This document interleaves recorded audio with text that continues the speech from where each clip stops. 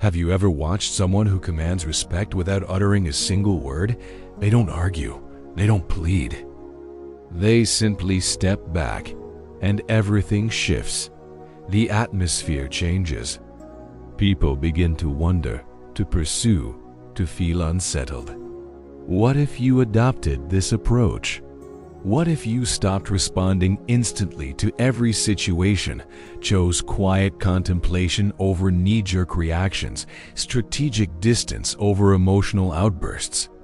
That's where real influence begins, when you cease being perpetually accessible, emotionally, mentally, physically. The world around you enters a state of confusion. People have grown accustomed to controlling you through your responses, your impulses, your predictable patterns. But the moment you decide to step away, the entire dynamic transforms. Those who believe they understood you completely suddenly realize they know nothing about who you truly are. Carl Jung observed that everything which annoys us about others serves as a pathway to deeper self-understanding. Consider this carefully. When you become unreachable, who grows frantic? Who becomes agitated?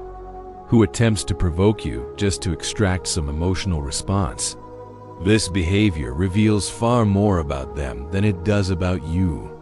It exposes how extensively you've been manipulated without your awareness. You continue offering yourself to appease others, to preserve harmony, to avoid losing people who were never genuinely committed to you in the first place. With every reluctant agreement, every instant reply, every emotional reaction, you surrender another fragment of your vital force. What remains at day's end? Exhaustion, frustration, and an inexplicable hollow feeling inside. Let me explain why this happens. You've become excessively available to individuals who don't deserve even a moment of your thoughtful silence. This content isn't about rejecting the world entirely. It's about prioritizing yourself. It's about mastering what Jung termed individuation. The journey toward becoming complete, authentic, whole. This transformation starts when you realize that silence carries more weight than countless arguments. That withdrawal, when born from consciousness rather than fear, becomes an expression of true strength. So I'm asking you directly, how much longer will you allow others' emotions to control your actions? How long will you dance like a marionette? Every time someone touches your sensitive spots, perhaps the time has come to sever those strings, to withdraw, to become enigmatic. Because when you stop being available, everything transforms. From birth, you've been programmed to remain constantly present, to respond rapidly, to accommodate, to agree even when your instincts screamed otherwise. Throughout childhood, you were conditioned to believe your value depended on how accessible you made yourself to others. But here's a reality that perhaps nobody has shared with such directness. This excessive accessibility isn't a strength. It's a cage. As long as you maintain the belief that constant availability is necessary, emotionally or otherwise, you'll remain vulnerable to manipulation, depletion, and abandonment the instant you lose your usefulness. Why does this pattern persist? Because perpetual availability creates predictability, and predictable things become instruments. People begin treating you like an emotional panic button. They activate you when they crave attention, comfort, validation, then discard you until the next crisis. You remain oblivious to this cycle because you're trapped in the fantasy that being present for everyone will eventually inspire someone to be present for you. But that's not how human nature operates. Jung discussed the persona, this facade we construct to gain acceptance, love, recognition. This very mask maintains your excessive availability. You claim everything is fine while suffocating internally. You respond to communications immediately despite feeling drained. You explain, justify, defend yourself as though you owe the world. An explanation. The harsh reality is this: the more you position yourself at the center of others' dramas, the more you vanish from your own life story. Constant availability represents a subtle form of self-abandonment. It's a disguised method of seeking approval, avoiding rejection, attempting to control how others perceive you. But this control comes with a cost. The price is your inner peace. Your life force being distributed as if it were unlimited when it's actually finite, extremely finite. Those demanding your constant availability don't actually want you. They want what you provide: validation, companionship, distraction, emotional comfort. When you evolve, when you establish boundaries, when you refuse to react, these same individuals become irritated, blame you, label you as strange. It's not because you've changed. It's because you've stopped being useful to them. Here's the most painful truth: the more available you make yourself, the less others value you. Abundance breeds contempt. Nobody respects what they don't have to earn. Nobody treasures what's always within reach. Stop now and reflect. Who genuinely deserves your time? Who merits your attention, your presence, your careful listening? More importantly, who deserves your absence? Before answering these questions, we must examine something fundamental. Why do we react so intensely? Why do we surrender so easily? What drives this almost automatic urge to respond, justify, and please? The answer lies in what Jung called psychic energy. This is our next focus. Your energy represents everything you possess. If you don't learn to protect it, someone will weaponize it against you. If this message resonates with you, subscribe to Sacred Patterns. Your support means everything. Jung never viewed the human mind as an automatic machine responding to stimuli without consequences. He understood our consciousness as an energy system where every thought, emotion, and action consumes a portion of our vital force. The critical question becomes, are you consciously directing where your energy flows, or are you allowing the world to decide for you? Each impulsive reaction wastes psychic energy. When you defend against criticism that never deserved attention, when you respond to provocation merely to prove your correctness, when you engage in meaningless arguments, when you attempt to please those who don't appreciate you, you're investing your inner strength in what doesn't nourish you. Jung was explicit about this principle. What you resist persists. The more you react, the more entangled you become. People living in emotional exhaustion aren't weak, they're misdirected. What happens to someone perpetually drained? They become vulnerable. And vulnerable people make easy targets. Manipulative, opportunistic, and emotionally parasitic individuals can sense this vulnerability. They recognize that you haven't learned to guard your energy, that you react to everything, that you're constantly trying to fix the world. They exploit this weakness. Jung taught that a healthy psyche knows how to contain energy within the system. This means saying no without guilt, remaining silent without feeling cowardly, observing before acting. True power isn't found in reacting. It exists in choosing when and how to respond. This becomes possible only when you know yourself well enough to recognize your own impulses. How often have you lost sleep over unresolved conversations? How many hours have you spent ruminating about what you should have said or trying to understand? Why someone mistreated you? This represents energy draining without return. You're maintaining ghosts that should have died long ago, feeding dynamics that exist only because you insist on responding.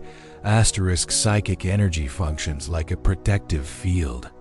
When properly guarded, it creates presence. You enter spaces and command. Respect without speaking. When poorly managed, you become invisible, reactive, fragile. The world shows no mercy to those who surrender easily. Begin observing your own triggers. What provokes automatic reactions? What causes you to lose your center? These are the precise points where your energy escapes, where you must focus your attention. Not to become cold or indifferent, but to become selective, to achieve sovereignty over yourself. This leads to one of Jung's greatest insights. When you conserve your energy, you shatter the projections others impose upon you. This disturbs many people. We're now entering dangerous territory, the realm of silent manipulation. In our next section, we'll explore how opportunistic people feed off your energy and why. Your unavailability completely dismantles these gains. Prepare to look directly at those who have always drained you without your realization that you believe you're in control. You think your reactions are conscious decisions, but the truth is darker. Most of your emotional responses are programmed. Those who understand this manipulate you effortlessly. Opportunistic people don't need to shout, threaten, or force situations. They simply activate the buttons you've left exposed, and you react predictably. Jung called this projection the psychological mechanism through which people project onto others what they cannot recognize in themselves. But there's another dimension to this phenomenon that few notice. While others project onto you, you become the recipient of these projections. The more emotionally available you are, the more you become a blank canvas for their fantasies. You know that friend who only contacts you during crises, that partner who always needs you to rescue them, that person who praises you, but only while you remain useful. None of this is coincidental. They're not relating to you. They're relating to their idea of you, to the role you've agreed to play. Why do you accept this role? Because you fear disappointment, fear not being loved, fear abandonment. The most effective manipulation doesn't happen through screaming. It occurs in the silence of guilt. When you feel indebted to others, when you believe you must be available, must help, must understand, even when it destroys you internally. Here's the crucial point. Manipulators don't need to control you. They just need you to keep reacting the same way. But when you stop reacting, the game breaks. When you start refusing, responding with silence, withdrawing instead of explaining yourself, the projections begin crumbling. The mask they've placed on you falls away. This leaves people unsettled because they no longer recognize who you are. Worse, now they're forced to confront themselves. Not everyone is prepared for that level of self-examination. Your unavailability threatens them because it forces others to face their own emptiness. The silence you offer reveals the internal chaos they don't want to acknowledge. Then comes the backlash, criticism, emotional manipulation. Not because you're wrong, but because you've stopped serving as a convenient mirror. Jung said, "We don't become enlightened by imagining figures of light, but by making the darkness conscious." When you withdraw, when you stop feeding the cycle, others' shadows begin emerging. This becomes unbearable for those who've always used you as their escape mechanism. But what about you? Are you prepared to handle the discomfort of being misunderstood, rejected, even attacked for protecting yourself? Are you ready to endure the silence that follows the rupture? Because it's precisely in that silence that a new form of power is born. In our next section, you'll understand why silence can be the most devastating weapon of human psychology and how it completely transforms the dynamic between you and the world. The modern world is deafening. Everyone demands to be heard, wants to respond instantly, wants to win pointless debates and prove their position, even if it costs them their peace. But there exists a power few know and even fewer master, the power of silence. Not the silence of passivity or cowardice, but conscious, strategic, brutally clear silence. The kind of silence that isn't absence but amplified presence. Jung saw silence not as emptiness but as fertile ground for inner transformation. When you stop reacting, you begin observing. Through observation, you notice patterns previously invisible, emotional repetitions, manipulation games, cycles of self-sabotage. Silence enables clarity, and clarity threatens those who live to control you. Have you noticed how some people panic when you don't respond? When you don't explain yourself, when you simply disappear? It's not because they miss you. It's because your silence removes their narrative control. While you speak, you're still playing their game. When you're silent, you change the rules. This unbalances anyone who thrives on your reactions. True silence isn't the absence of voice. It's mastery over your own energy. It's refusing to be dragged down by someone else's emotions. It's consciously choosing not to engage in battles unworthy of your attention. Jung said that individuation, the process of becoming who you truly are, requires this distancing, because only in silence can you hear yourself without the world's interference. But don't be mistaken. Silence has a price. It will distance you from people who only valued you for the role you performed. It will make you incomprehensible to those who only saw you through their projections. It will make you appear cold, distant, arrogant. But all of this is reaction from those who never wanted to deal with your depth, only your utility. Here's the difficult truth. The more you mature, the more selective you become with your words, because you understand that each sentence is an energetic investment, and not everyone deserves access to your truth. Sometimes silence isn't retreat. It's sovereignty. It's the language of those who no longer need to prove anything to anyone. Silence creates discomfort because it forces others to confront their own thoughts, their own internal noise. This discomfort reveals more about them than any argument could reveal.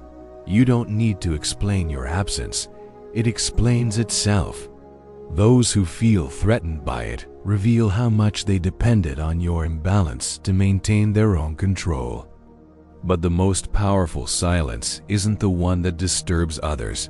It's the silence that reconstructs you from within. The silence that connects you to something beyond external approval. In this internal space, free from others' demands, you begin recovering your vital energy, reconnecting with your essence. This is precisely what we'll explore next. Because it's not enough to eliminate external noise.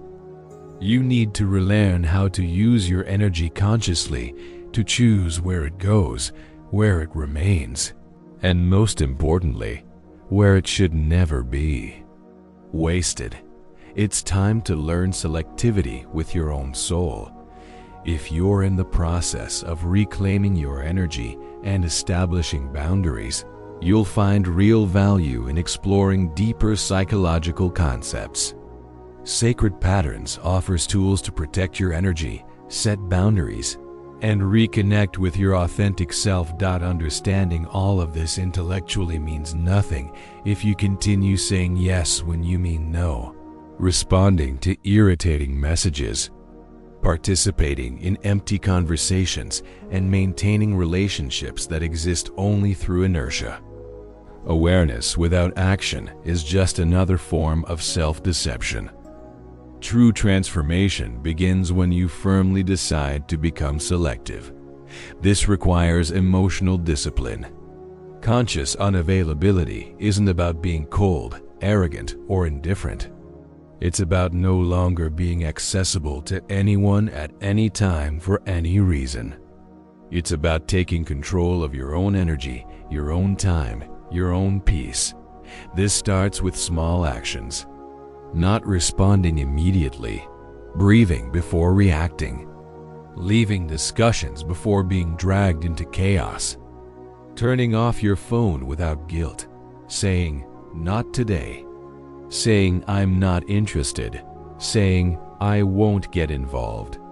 Here's the most important part. You don't need to justify your absence. You don't need to explain your silence. You owe nothing to anyone but yourself.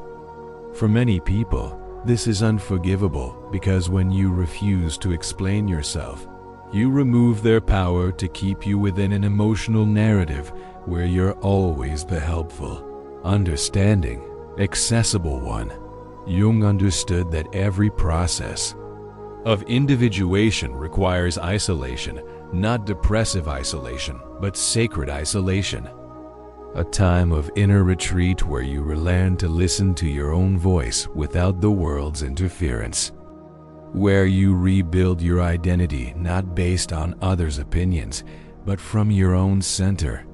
Want to know a good measure of your evolution? Observe who starts distancing themselves when you become more reserved. Notice who tries provoking you when you stop reacting. Watch who accuses you of changing when you finally start protecting yourself. These aren't signs that you're wrong.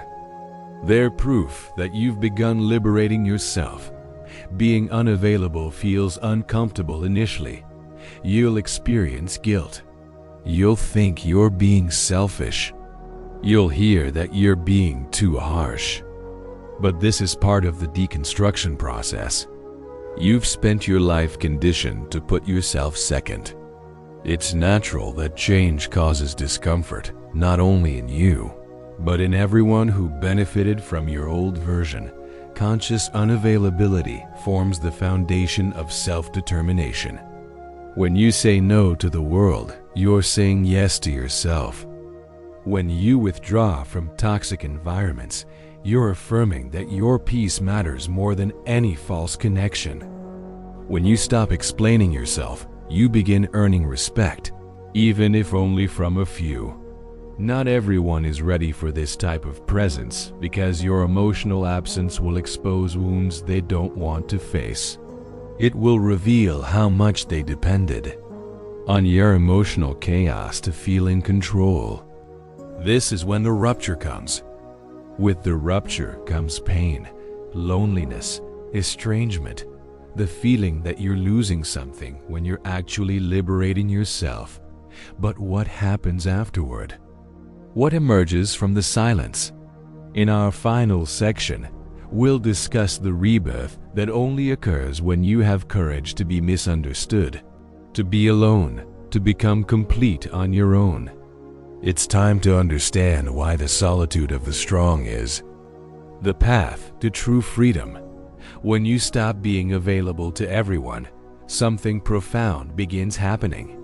First comes the silence, an uncomfortable silence that seems to echo within you.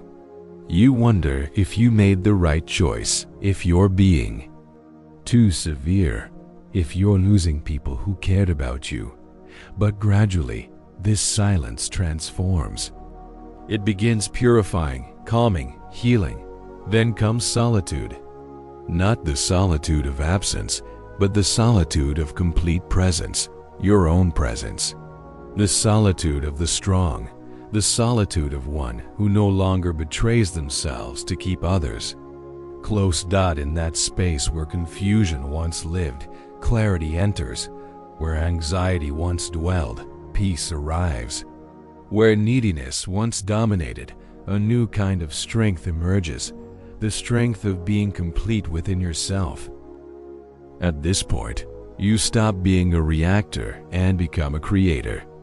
You cease being shaped by circumstances and begin shaping your reality from within. People who feel uncomfortable with your absence reveal they never wanted you, they wanted the role you played. Now that you no longer fit, they don't know what to do with you. This is liberation. You will lose people, but you will find yourself. You will distance yourself from places, but you will reconnect with your essence.